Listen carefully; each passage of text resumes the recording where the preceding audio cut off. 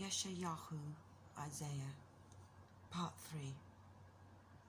For look, the Yahweh of hosts is turning aside from Yerushalayim and from Yehudah, the stock and the store, all the supply of bread and all the supply of water, the mighty man and the mighty of battle, the judge and the Navi, and the diviner and the elder, the commander of 50, and the highly respected man, and the counselor, and the skilled craftsman, and the cleaver enchanter.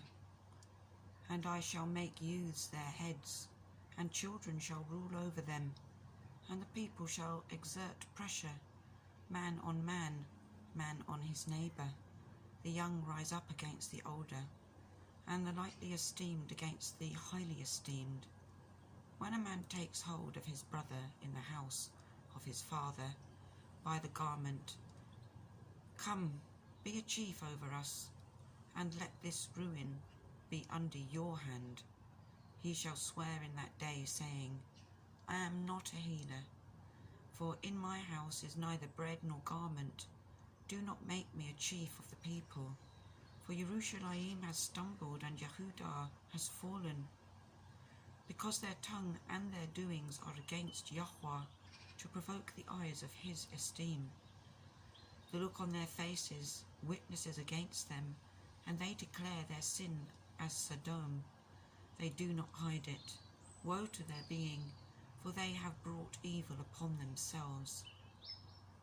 Say to the righteous, it is well, for they eat the fruit of their doings. Woe to the wicked, evil, for the reward of his hand is done to him. My people, youths exert pressure on them, and women rule over them. O my people, your leaders lead astray, and swallow the way of your paths. Yahweh shall stand up to plead, and is standing to judge the peoples. Yahweh enters into judgment with the elders of his people and its heads. It is you who have eaten up the vineyard.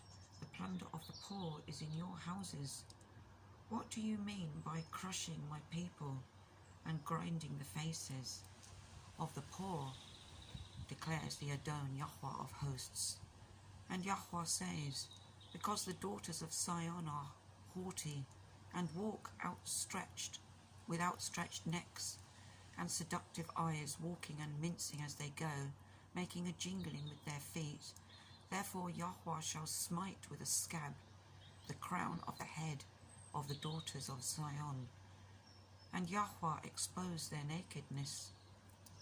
In that day Yahweh takes away the finery of the ankles, and the headbands, and the crescents, the pendants, the bracelets, and the veils, the headdresses, and the leg ornaments, and the sashes, and the perfume flasks, and the amulets, the rings, and the nose jewels, the costly robes, and the cloaks, and the shawls, and the purses, the mirrors, and the fine linen, and the turbans, and the large veils.